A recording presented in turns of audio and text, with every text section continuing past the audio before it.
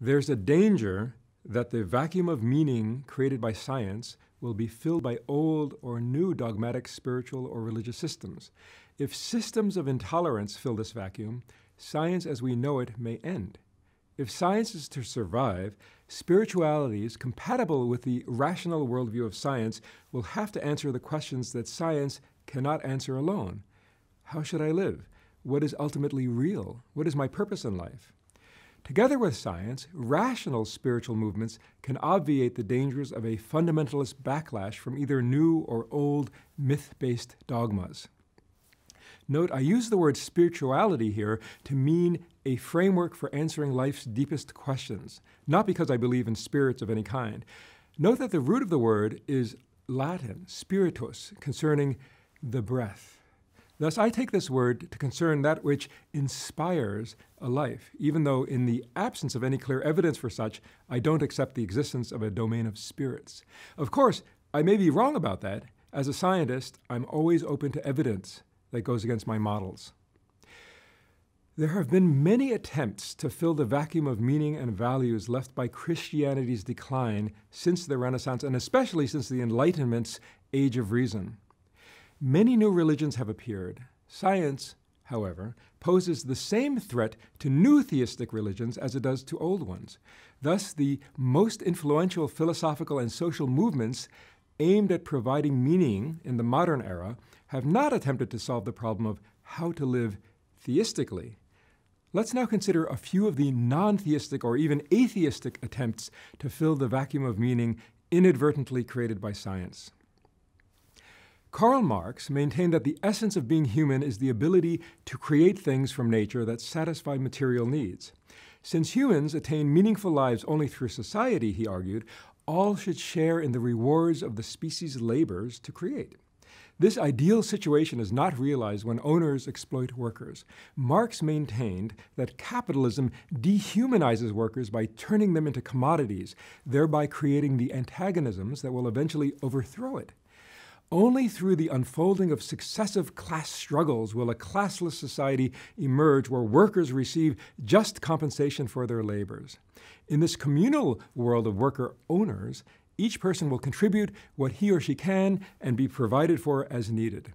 This vision of a godless paradise wrought by human work nearly replaced theism in half the world in the 20th century. Demonstrators tossed firebombs on armored personnel carriers and tanks as they rumbled into the square early Sunday morning. But it was impossible to stop the advance, and eventually the students were forced to evacuate. Soldiers fired automatic weapons into crowds of civilians, and the casualties were staggering.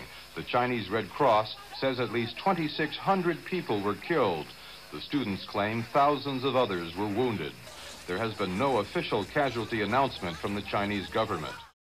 And please bear in mind, just because Marxism has failed as an economic program does not mean that its criticisms of capitalism are entirely wrong, or that capitalism as a system is entirely positive. Another modern attempt to fill the vacuum of meaning created by science was existentialism. This movement brought into sharp focus the dilemma posed by the indifference of the universe to the individual. Sartre argued that humans are condemned to act freely without the objective guidance of God's commandments. In such a world, no rule of general morality can show you what you ought to do. According to the existentialist, a meaningful life begins with the prospect of self-annihilation. Once you have chosen life over death as the most fundamental act of your free will, you're left with the colossal project of creating your own meanings. It's as if you are to live life as a novel where you are your own author, protagonist, and in the end, your primary reader. Will you be an authentic hero in your life story or not? A grim attempt to fill the vacuum of meaning was Nazism. Yes, even Nazism can be seen as an attempt to fill the spiritual vacuum. Its goal was to create an earthly paradise occupied by superhumans. More than fascism, it was an anti-rationalist and methodical attempt to create an organized religion based on the superiority of a master race. A movement that's alive and well in its attempts to fill the vacuum of meaning created by science is humanism. This movement, sometimes called secular humanism, lauds the powers and virtues of human life in this world. It effectively began in the Renaissance and has since taken many forms. Secular humanism, like Marxism, Existentialism, and Nazism, sought to transcend or replace theistic religion by placing ideal humans at the center of the vacuum of meaning. Secular humanists are committed to a global society based on reason, justice, tolerance, and respect. They emphasize our common humanity and encourage questioning of any authority that attempts to supersede personal conscience. In America, the various social movements that came to a head in the 1960s were aimed at rectifying the inequities of a society based on patriarchal and racist values. In one sense, the civil rights struggles are only the most recent in a centuries-old war of cultures, the main antagonists of which have been religious culture and the culture of reason. The excesses of the 60s have incurred today's backlash from the churches in the form of burgeoning fundamentalism and the religious right. However, at least as many people have become adherents of New Age mysticism since the 1960s as have become fundamentalists. Instead of trying to reinstall the Christian God, the New Age mystics fill the vacuum created by the decline of Christianity with supernatural forces and beings.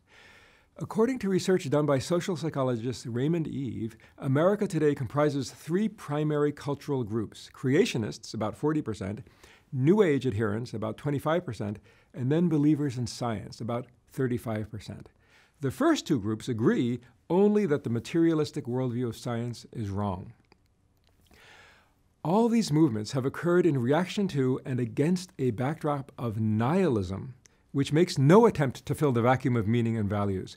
It dwells upon the meaninglessness of human life and finds expression in despair and its symptoms, whether mass killing, depression, escapist drug use, obsessions with death, sex, suicide, violence, and much else that is symptomatic of our times.